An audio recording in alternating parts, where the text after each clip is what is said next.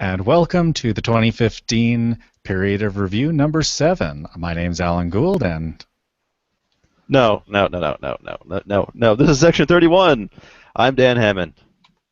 And I am Rogue Schindler. And And apparently, we have a guest. we do. I muted him. He'll have to unmute himself. Alan is joining us. Alan was a moderator for a majority of period reviews, all but 2 of them. And now that they're all wrapped up, we've invited him along to just give us a little commentary on how it went. I wasn't able to attend all of them. I think I was in, dear me, I was in 2. I was in the audience for 1, and how many were there? 6. 6? All right, so I took part in half of them. And you were around for 4 of the 6, is that right, Alan? Yeah, I did. Oh, let's see, pop quiz. I did the 2 organized plays, the continuing committee tribbles one, and the it's the behind the scenes ones. It's Chris Lobin. It's the programmers and okay. all of those. So yes, and Maggie did a great job with the other 2. I was in the first edition one that she ran. This is the how manyth year we've done the live video period of reviews? This is the 3rd year with the videos. So do you see that they're getting longer, shorter, more of them? I think we're doing more of them because we're doing a tribbles one. Organized play got split up. The duration seems to still be parked around that 60-90 minute mark, and that seems to be a good time. You can kind of tell like 90 minutes is about right to get through everything. If people are having a really quiet year, you get done in that 45-60 minute mark. So, do you think most of the questions get sent to you from the survey, right? You pull your questions from the survey, and then via PM or whatnot? Yeah, this year, so the last 2 years, it was more an open-ended, just put stuff in a forum or send PMs in. This year, we did the big Uber survey, and then you still get stuff sent in through, I think this year I got, say, half a dozen PMs with either just long-form stuff or last-minute, like, hey, I wanted details on this particular thing. Did the survey? I mean, I took the survey. I hope everybody took the survey. I wish more people would have taken the survey. The survey had, if you took all the questions in the survey and you said I wanted to answer all, it was a long survey. It was a very long survey. It was so long that I forgot some of the answers that I put in the survey, as obvious. But what? I mean, do you foresee doing this again next year? The same thing, the long survey, and then. I think we'll chop up the survey. And we got, I believe we were just shy of 50 responses. So 50 people who went into the survey. Not everybody covered every department. So, and it was set up that way so you could kind of skip around a bit. I'm hoping we don't do it all in one big massive one because it was very long to fill out, and even getting the details out of it at the end was because you only need a 1/6 of it for any given section. So hopefully we'll split it up next year. But it was a good experiment, and I think we got good numbers even beyond just the period of review because now you have the stats on how often do people do this and do that and what do they like, and I think there's good information in there. All right. If I'm not mistaken, this year had a lot of period reviews without Charlie sitting in on most of them, right? Is this the first year or the second year that's been the case? This is the first year. It was actually something that I poked him about from last year because Charlie, bless his heart, if he's in there, he will jump in and answer stuff. And being that part of the theme of this year was, hey, we're supposed to have brand managers, there's supposed to be people doing this, I can't say I chased him out of all of them, but we definitely, encouraged the brand managers and the people who are supposed to be doing the day-to-days to kind of step up and do that. And they all did a really good job. I mean, Smiley's always a joy to talk to, in particular. He's fun. So I did the 1E1 as I said, and it was pretty good. The shipping manager one was it's more of a job and less fun, but that's fine. And the last one was, that was going to be a mess either way. I thought they went pretty well. I splitting them up to 6 because that's like 9 hours of interview. Put them all together, right? That's a long time. That's a lot of time to devote. I wouldn't mind having them spread out a little bit more, even among the year, or I don't know. Are there any plans to do it a little bit differently next time?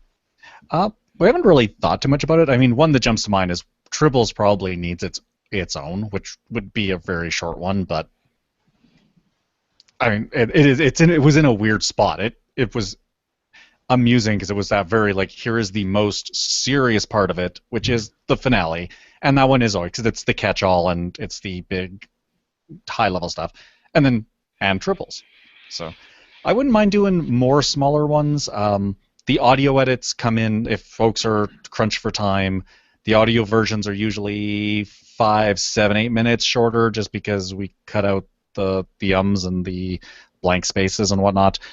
I thought about doing, like, taking the audio version and trying to trim it down to a good parts version, but then you run the risk of cutting out something that somebody wanted to hear. Fair enough. Well, I thank you again for the hosting job that you did. I think it's important that someone who is not wouldn't have a seat on any of those meetings, do the poking just to make sure that it's a little less, inside. You know what I mean? Yeah. Well, and that's why I'm like Maggie did a great job doing the 1E and 2E ones, and the 1E's the one that I'm always a little. Well, actually, it worked out because we had figured out what my availability was, and that weekend was my wife's birthday.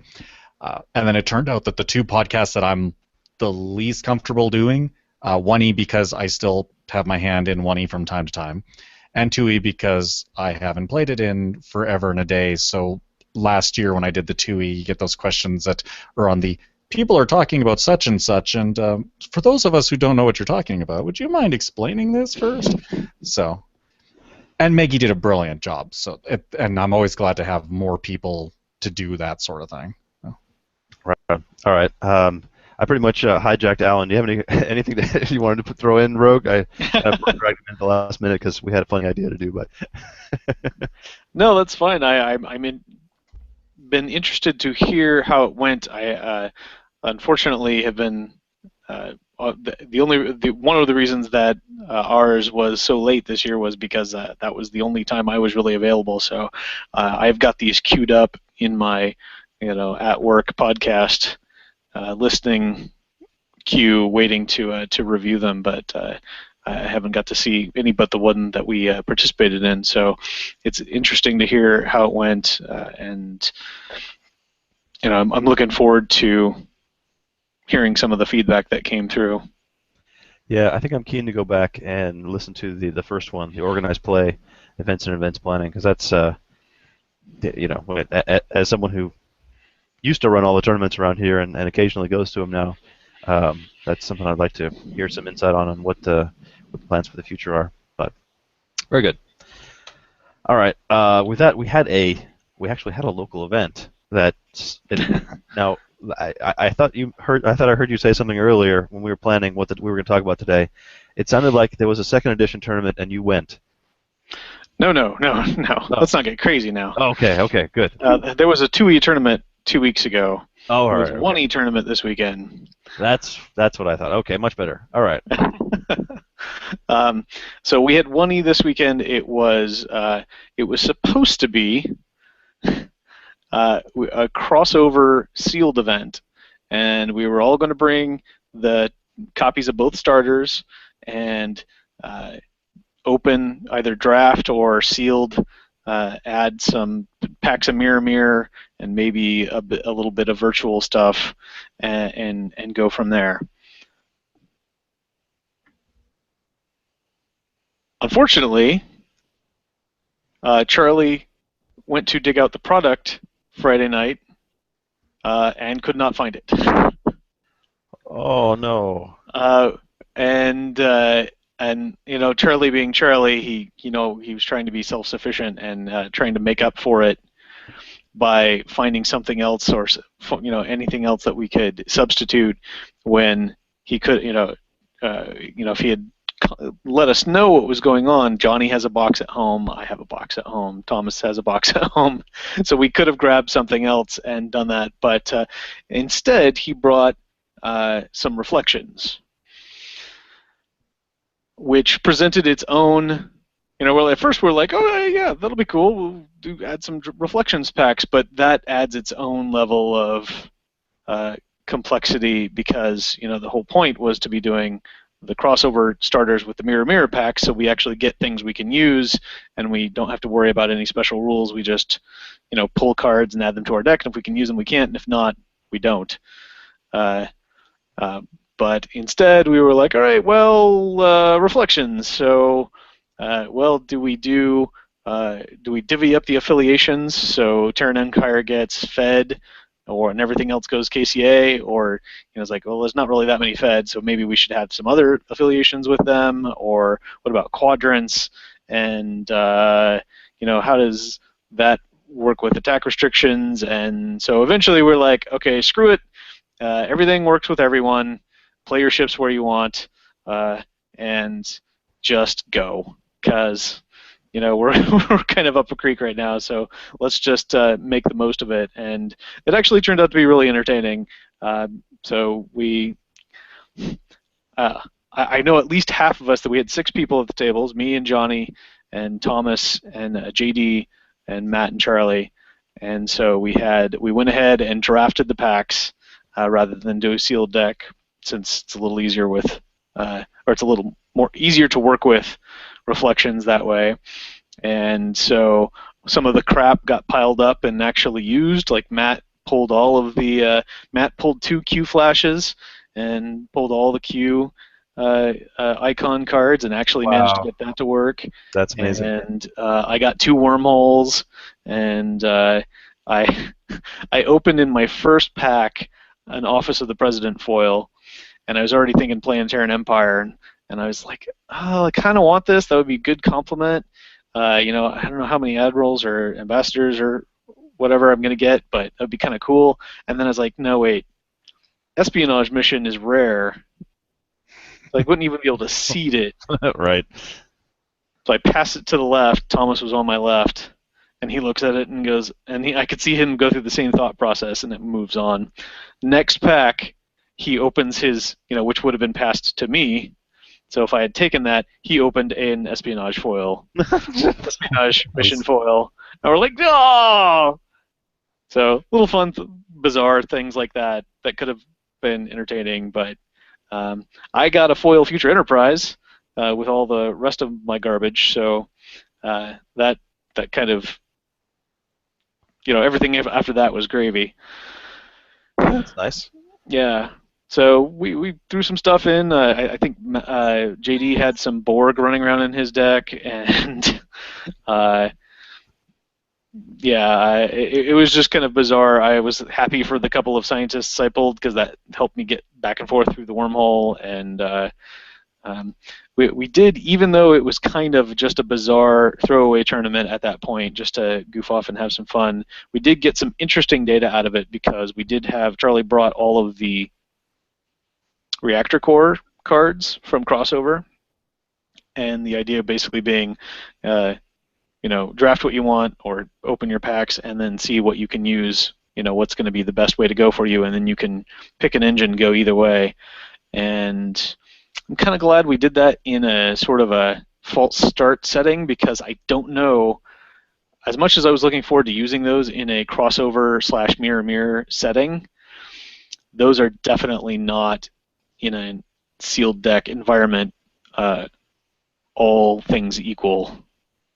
There's not enough support cards that you have to bring in, or what? Well, I mean, we were just kind of, Charlie was just kind of, okay, well, you get the station and name 6 sites, and you have those, and or you can use the headquarters. But we discovered when playing head-to-head, I was playing Terran Empire Hideout, and he was playing Terran Empire Station, and it's like, oh, well, your free report comes from your headquarters card, so or from your reactor core card, so it only works for you. But my free report comes from a headquarters card, so it works for both of us.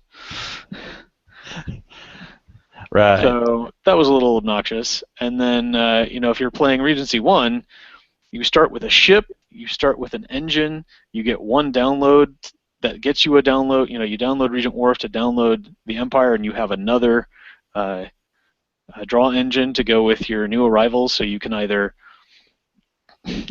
get 3 card draws a turn, or you can pop your new arrivals and not feel too bad about it, still have 3 card draws. That one was very strong. So I think it might be a good idea. We basically, after the end of the day, we're like, okay, we now have 2 different formats that we're all eager to try independently that we happened to today mash together, which is doing an actual crossover / mirror sealed event, possibly without the reactor core cards. I think it's enough to have the new arrivals and just play with the cards that we've got and have some fun with those. But then also just kind of we pulled enough band cards that we were like, it would be fun just once to go goof off and play bring your OTSD pack and maybe a starter deck 2 or something, and like 4 to 6 packs of Reflections draft and go hog wild with the open. Just play open rules? Yeah, because I was like, nope, there's a Horrigon, and I got a Supernova, and Genetronic Replicators, and all this goofy stuff that is just really a huge pain in the ass in constructed. But you could see it going by. I was like, maybe it'd be fun to just go back and do this once in a very limited format. Certainly. I mean, with the the starting the seed of the starter deck and a couple of or OTSD pack and just a couple of random things, you spend a couple of hours getting the cards, drafting the cards and building a deck, and then you play 3 rounds, and then you remember why you don't like your missions being stolen out from under you, or your missions being blown up by the Supernova. Yep. Well, you do it every once in a while, just or as a reminder. Just to remind you why we have OTF. I don't know. It's been I was about to say something that I shouldn't because of design. So, who ended up winning? Thomas won. He went undefeated over 2 rounds because after 2 rounds we were like, yep, nope, see, let's just call it. It was kind of 50-50. Nobody expressed a really strong opinion. It was like, does anybody want to play a 3rd round? It was like, nobody objected, but nobody was really pushing for it. I was 2-0 with a timed and a full, and Thomas was 2-0 with a full, and so we were like, let's just play triples because we haven't got to play triples in a while, and we were hoping to, if we started early, we could rope Johnny in, which unfortunately didn't work, but it was still entertaining to see the cards, and it was a league event, bizarre league event. So we got to see the new shiny Quantum Incursions. Oh yeah, nice. Which was very pretty, and get some prizes. We had 2, not 1, but 2 guest appearances by Mrs. Johnny and Mrs. JD, and their respective daughters, and so it was like a little family party while we were playing. So that was cool because we haven't got to see either of them in a while. Nice. Did either of them stay for triples? They did not. Next time. Yeah. But we did have triples afterward. We had 5, and I habitually, and I say habitually because in the one time I played since Gen Con, I've used troubles, and basically since Gen Con I've always played triples with troubles, but apparently they haven't been doing that. So I was like, hey, we're going to play with troubles, and I dropped the trouble pile, and they were like, okay.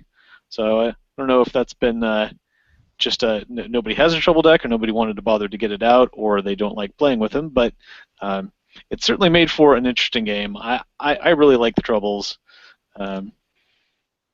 we hit Mannheim a couple times, and Charlie would freeze shift, Jeez.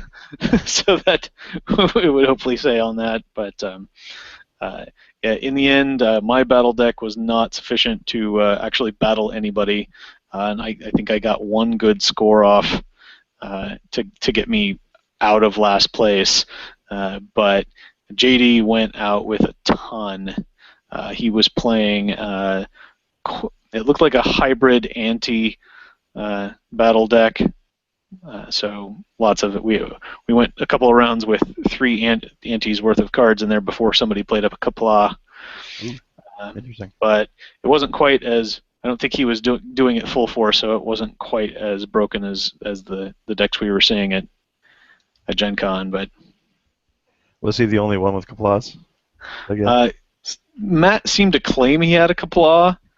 He's like, no, I don't want to freeze Qapla' because I need those points, but I never saw him play one, so I don't know if he just thought he had one, or he just never drew into it. But JD was the only one who scored any points off of it. Yeah, that's too bad. All right. Well, congrats. And he came away with the win. Congrats to JD and TV. Yeah. Yep. Certainly. All right. There is another tournament planned in the middle of December, and I believe it's going to be within the Peldor Joy window, right? It is. You guys get to talk about that at all? At the tournament? Yeah.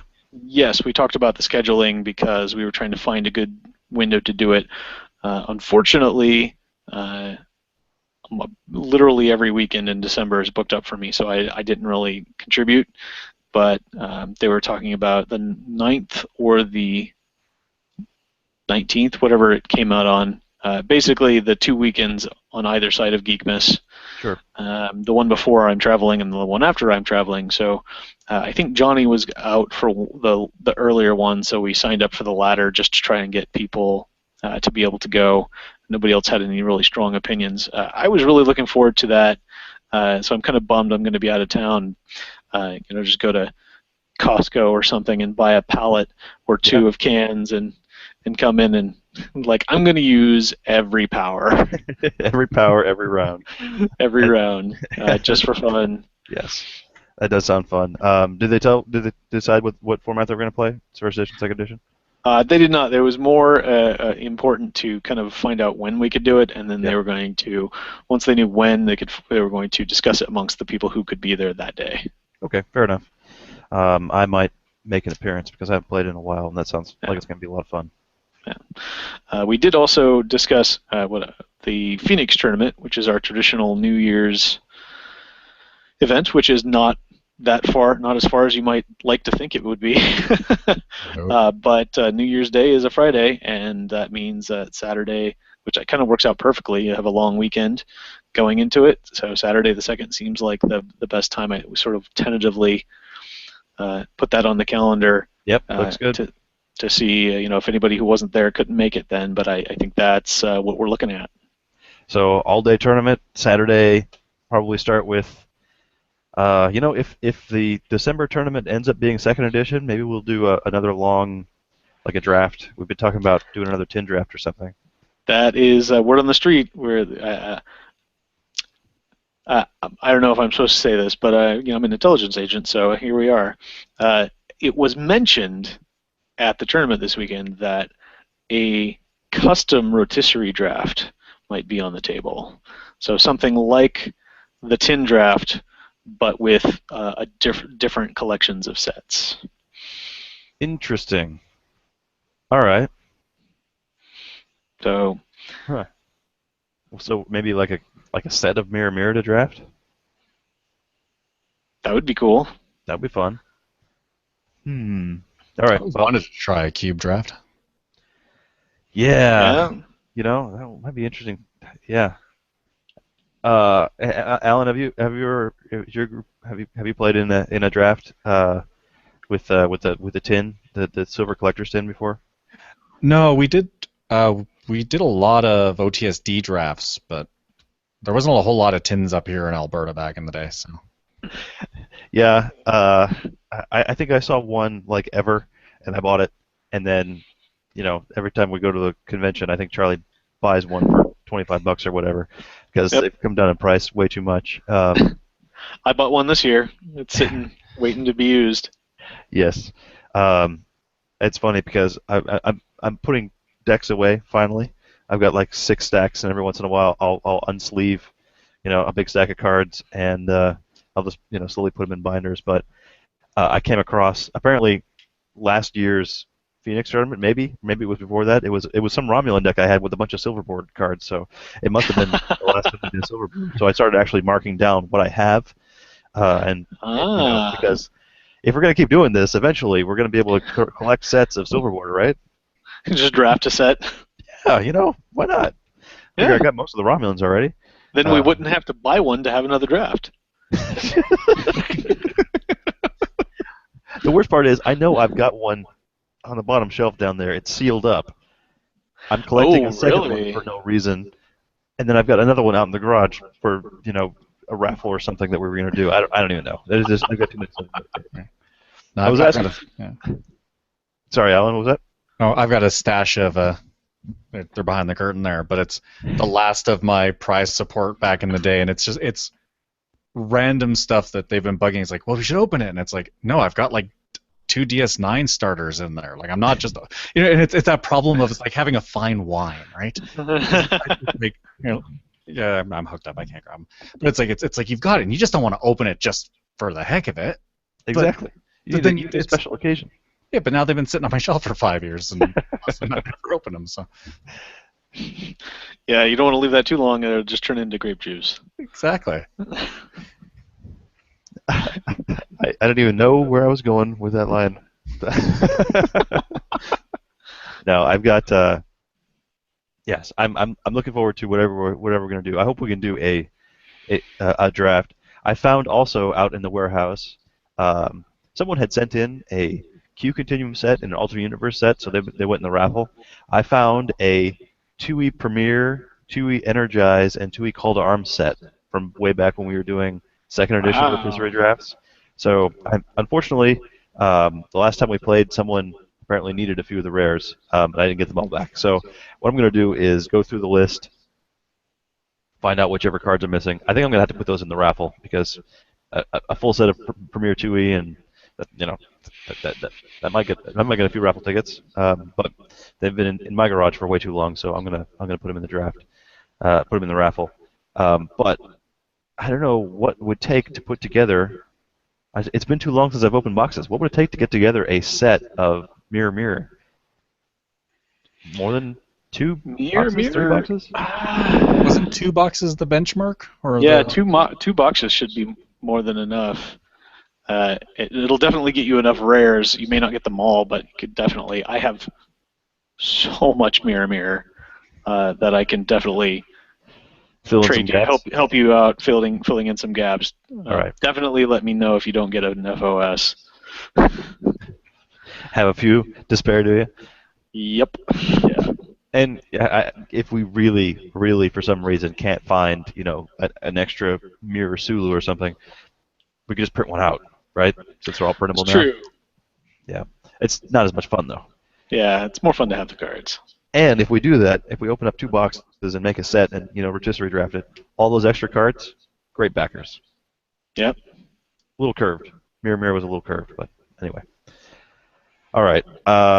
So, Peldor Joy tournament coming up locally in 2 weeks, you said? Probably 3 weeks?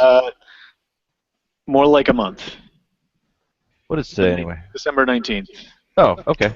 Perfect. So 4 weeks from last Saturday. Peldor Joy. How do you spell joy? All right, that's good. Close enough. J-O-I. Yeah, I got it right. All right, that is on my calendar, so I think I will be there for the. I'll give us a report on the tournament on the 19th. That sounds fun. Excellent. Yeah, very good. So the last thing, Alan, I warned you earlier. The last thing we're going to talk about is the animated show. Feel free to hit the little beam out button now. I was going to say eject, but this is Star Trek. Energize. Yeah, I think I will because I never saw it. So okay, very good. And smile and nod, but that'd be it. So we don't want to spoil just in case you want to see it sometime. That's right. All right, Alan, thanks again for joining us. Oh, thanks for having me. Pleasure. All right. All right, so yeah, we watched the first series of season 2. Sorry, the first episode of season 2. The Pirates of Of not what we thought no, they were pirates of. I really thought they were going to be the Pirates of Orion. These were Because the Orion pirates. yes, I mean Duh. no, these were the Orion pirates, Pirates of Orion. They were bluish instead of greenish. Yeah, I same reason tribbles were pink instead of brown, right? I can see that being a little bit off for the animated show. They had great superhero costumes though, didn't they? Very 70s Super Friends, Wonder Twins style costumes. Okay, so, overall plot. This really had a beginning, a middle, and end. Unfortunately, I don't think the middle was in the middle of the episode. It was kind of squished toward the end a little bit. Yeah.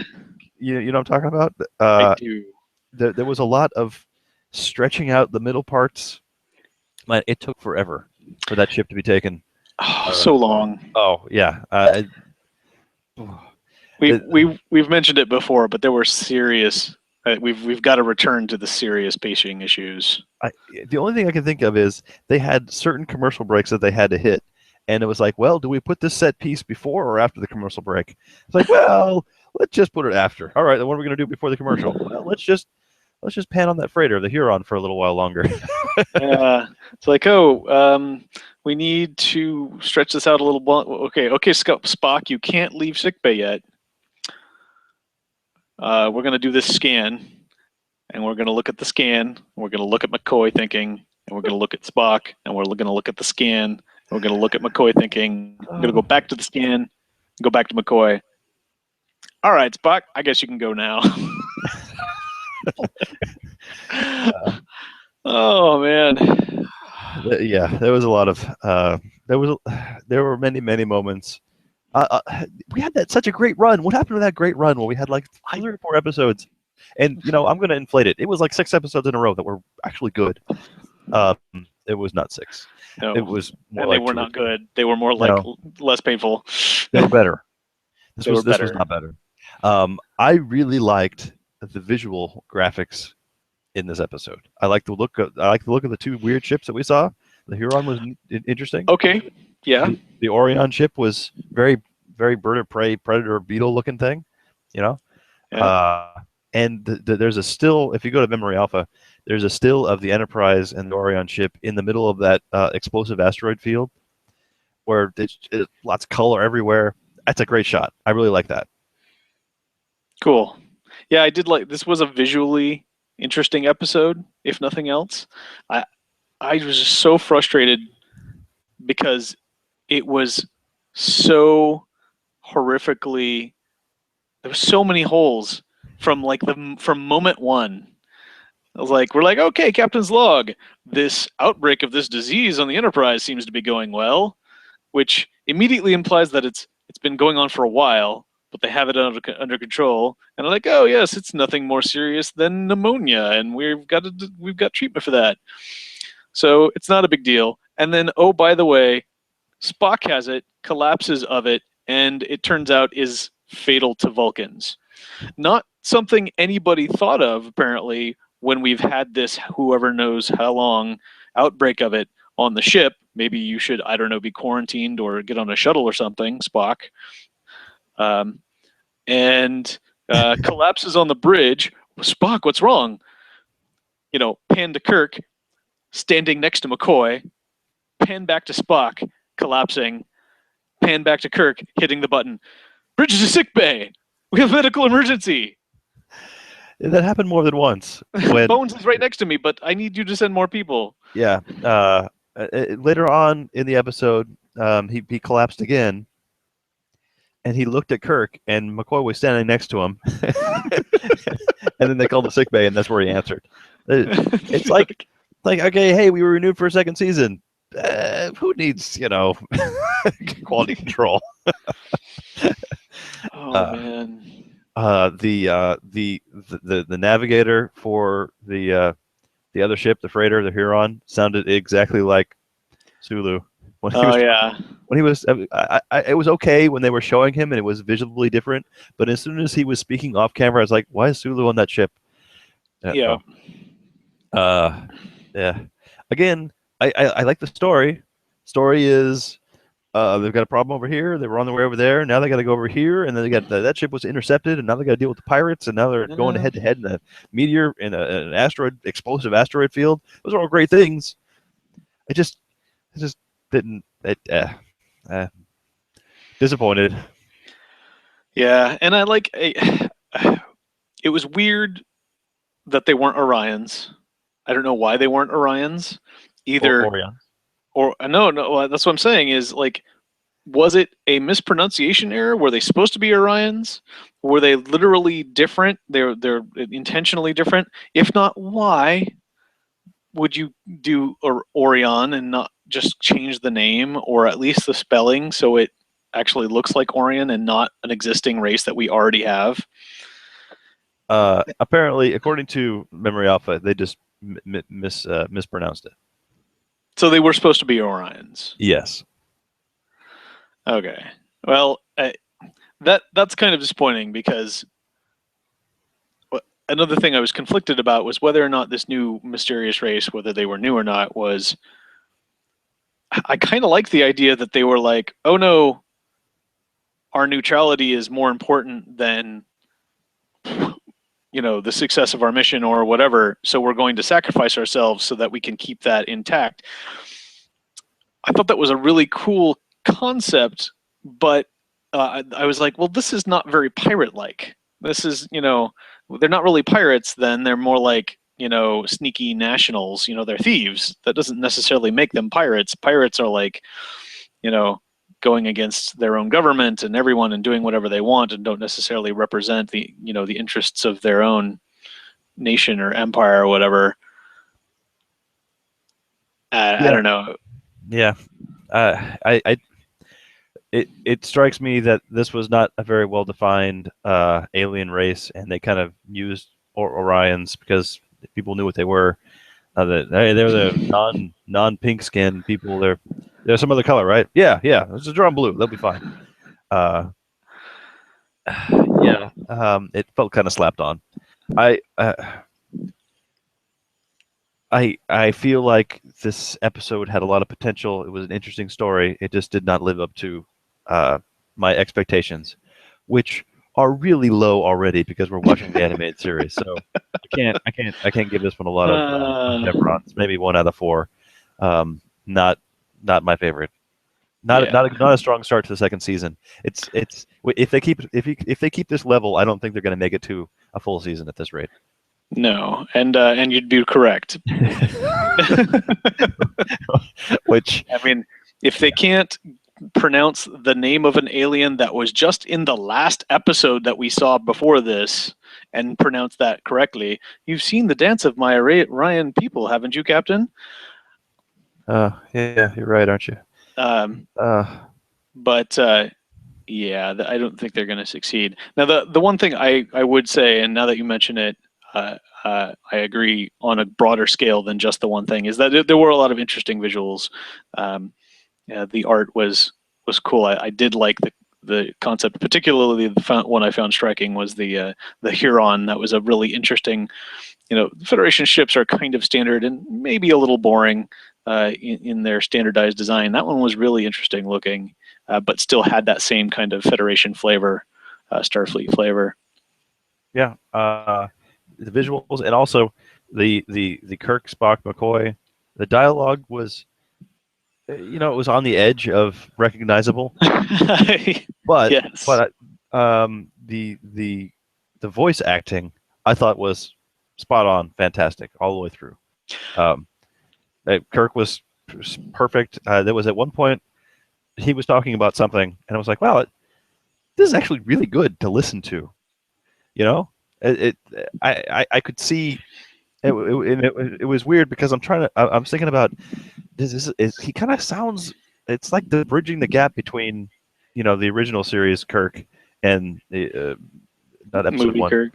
Movie one Kirk. Yeah, Star Trek motion picture Kirk. Sure. Yeah, I was spot on. McCoy was great. Spock was great. It's just wow. So many things that could have gone better that just didn't, unfortunately. And the one I yelled at the TV about was McCoy throwing up his hands and being like, "Well, I don't even know why I'm a doctor because we're only as good as like the tools and the drugs that we can have." I'm like, that's like the absolute opposite of his character. That needed to pay off, I think. For that, I was really waiting for something to happen on that, and it did not. So yeah, that was kind of disappointing. Yeah. All right. Well, so, one star. That image of the pirate ship and the Enterprise in the asteroid field, that's got to be a mission or a dilemma or something, because that image is fantastic. It's bright, colorful. I want that to be a fantastic foil. I mean, wow. Yeah, that's pretty amazing. I would like to see the Huron as a ship card. Sure. Because it would be nice to have a Federation freighter, which I'm pretty sure we don't have in the 1E. Yeah, sure. Oh, nice. Yeah, that's a great, dilemma or a mission. Yeah, and like I said, it needs to be foiled with the color, the blue to red color on all those asteroids, and all of them being lit from the same side. Yeah, that's really pretty. Could do a really cool 3D of that. Yeah, you're right. That would be one of those old timey, Yeah. When you move your head and it moves a little bit. Yeah. A little hologrammy. All right. I'll turn it off. Very good. Yeah. All right. So we got a ship and a mission. Sounds like a plan. All right. Well, that's episode 1 of the mercifully short season 2. Only 5 episodes left. So we could kill this thing before the end of the year. I just clicked ahead because I saw the name of the next episode is BEM. BEM. Yeah. There's a funky looking guy sitting in a pool of water. I can't wait. I can't wait until we figure out what that is. So I will close it up before I spoil myself. Good job. Anyway, very good. All right. Well, there's there's Thanksgiving this weekend, so but unlikely to have tournaments. Probably time to watch an episode though, so we could have a short episode next week. And then we're into the holiday season, so I hope people have their cans and they're going to have some Peldor Joy tournaments. We would like to hear about how that goes. I'm definitely interested to see what the cool things people are able to do with purchasing their powers. So if you do have a Peldor Joy event and you play at it and you have some interesting experiences, you should email us at section31@danhammond.com, right? Sounds good to me. But in the meantime, I'm going to prep some crossover and some turkey, and get ready for some holidays. Turkey crossover. Evil gobble, turkey. Gobble. That's right. Goateed. All right. Well, that's definitely all we've got this week. I am Sir Rogue. And I'm Sir Dan. And I will remind you all to review your period in the universe.